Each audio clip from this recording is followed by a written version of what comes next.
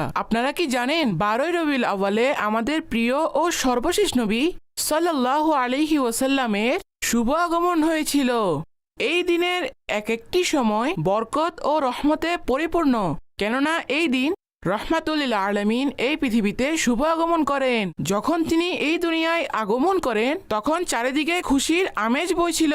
যখন আল্লাহর শেষ নবী সাল্লাল্লাহু আলাইহি ওয়াসাল্লামের জন্ম হয়েছিল তখন তার থেকে এমন এক নূর প্রকাশ পেল যার কারণে পূর্ব থেকে পশ্চিম পর্যন্ত সর্বত্র আলোকিত হয়ে গিয়েছিল। বিবি আমিনা রাদিয়াল্লাহু তাআলা আনহা বলেন, আমি ঘরের যেদিকেই তাকাই নূর আর নূর দেখতে পেতাম, আর তারকারাজিকে দেখেছি এতই নিকটে চলে এসেছিল যে আমি ভাবতে লাগলাম যেন এগুলো আমার উপরেই এসে পড়বে। সুবহানাল্লাহ। আজকের দিনটি খুবই বরকতময়। আমাদের সবাইকে নিজ নিজ ঘরে নাত মাহফিলের আয়োজন করা উচিত এবং বিশেষ দোয়া করা উচিত। আল্লাহ পাক আমাদের সকলকে এই দিনের বরকত সমূহ নসিব করুক। আমিন।